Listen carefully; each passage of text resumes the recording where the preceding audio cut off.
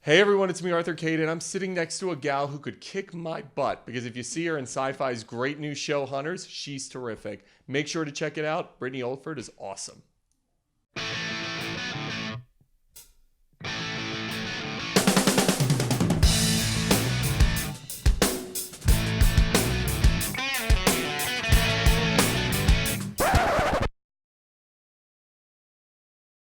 Hey everyone, it's me, Arthur Kade. So Britne, I was just complaining to you, although complimenting you have a great show, but Thank you. kept me up late last night. Between you and Outlander the night before, I'm like, I need sleep. So as soon as we're done this, I'm going home. No, congratulations. Great new show on Syfy.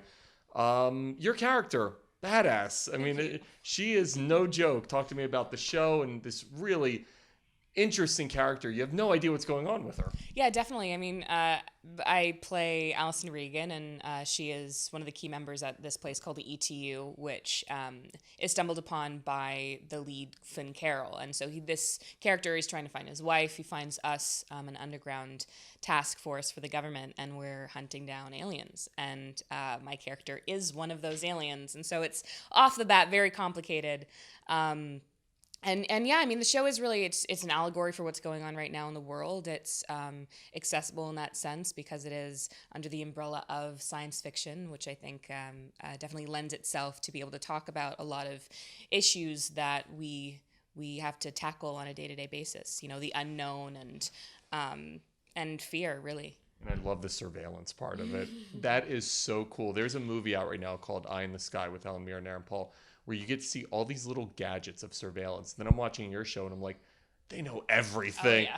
You've just got to be having a blast on set with this because the production value on it, it's movie-like. Thank you. It's great. Yeah, it was amazing. I mean, our prosthetic supervisor, Justin Dix, is a legend, and we were able, as actors, it's so awesome when you actually get to hold something physical that you're going to be working with. And I think we used a green screen only a couple of times, and everything was practical prosthetics, practical, and it was just a pleasure and a joy. And I've always loved toys, and I love tech, and I love gear, and it was awesome.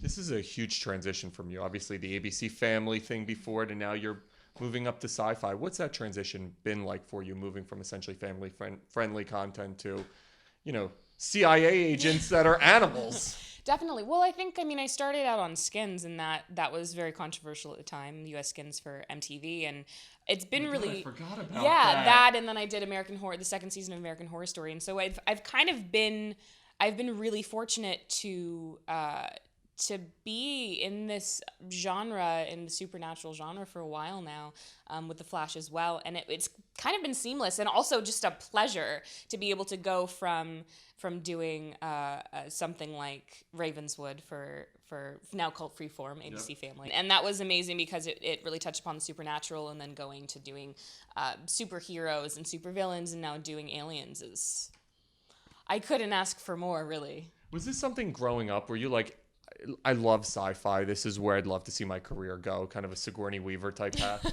Yeah, I never really thought that I would have the pleasure to be able to be in film and TV that I myself as a child would have loved to watch and did watch. I mean, the first live action film I remember watching was the original 456 Star Wars, and I grew up on anime, and I grew up on playing video games with my brother and so on, and I would have had no idea that I would be in this position back then, especially because I was a very shy child, but again, it's just been such a pleasure. Speaking of Star Wars, have you seen the Rogue One trailer that came out today? I just saw it this morning. Awesome, right? And it's awesome, but I have we'll see what happens. Because, Star Wars is very special for me, and it's very emotional for me. To see it for the first time, there's so many questions and so many things that I want to know, and it's before the first film, the original first film, and it's very exciting. It's so exciting. It's fascinating because we see with Star Wars, Rey obviously with The Force Awakens. Yeah. Now Felicity Jones is leading this end of the franchise. You're the lead on your show. We're seeing these strong female characters on action TV shows and movies. Mm-hmm. Talk to me about playing a strong female character like that, because really the show does revolve around you.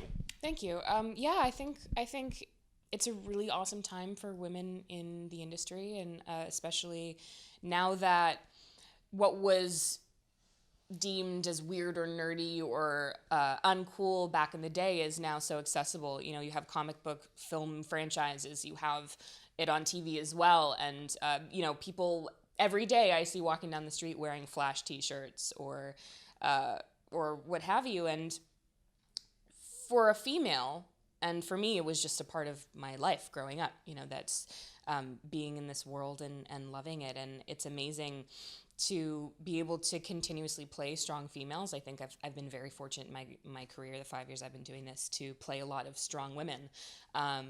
And you're seeing that more and more, and I think that's awesome. I think it's empowering, and it's also paving the way for chicks to be like, yeah, I'm a nerd, and it's freaking awesome, and I love it, and I love what I do, and that's empowering. What drew you to this show specifically? What drew me to the show was the fact that I'd be working with Gale and Hurd and Natalie Chaides. I mean, they've had pretty good shows under They've their had, belts. they've had pretty good shows. The like Walking pretty good Dead series, might whatever. make it. Yeah. 12 Monkeys might make it. 12 Monkeys is amazing. Yeah, great and show. For me, I mean, one, again, I was going to be working with incredible women in the industry, which is becoming more of a theme, I think, again, as time goes on. But that was huge for me. Also, the fact that I was going to be able to work in Australia for an extended period of time, and I'd always wanted to go there. Vacation. Yeah, exactly. You know, not that I really saw much of it, unfortunately, because the schedule was crazy. And also the fact that it was supernatural. I love SciFi Channel. I've always loved SciFi Channel. And the script was phenomenal.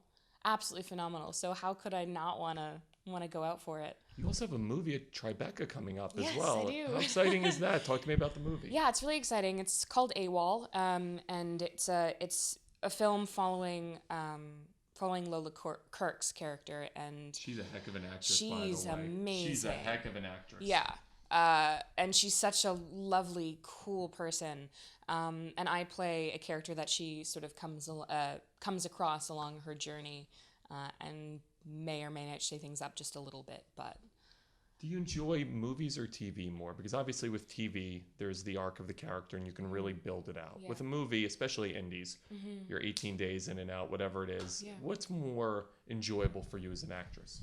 That's a really good question. It's kind of a complicated question. They're both so different. TV is this fast-paced train that just moves whether you're ready or not, and it's a grueling schedule. But at the same time, especially with indie films, which are the ones that I've done, you know, you're working on a lower budget. You're working with a group of people who are so incredibly passionate about this thing, and it's their baby, just as TV is. But a lot of the times, the stakes can feel a lot higher. So creatively, with indies, what's been awesome, you know, the small roles that I've had in them, is having a character and really being able to build it and then just put it on and let it go. And then with TV, really having that arc. So for me, I love playing. I love what I do. I love being able to be an artist for a living. And I'll take whatever I can get, really. I love both.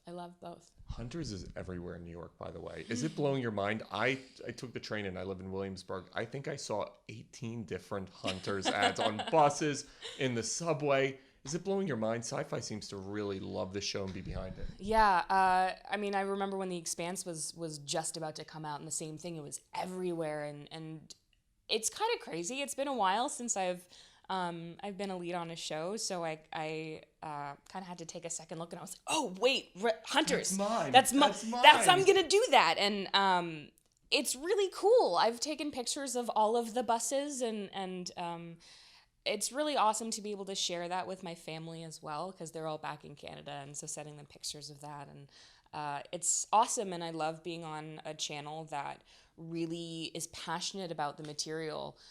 So yeah, I mean, it's totally weird, and it's a thrill.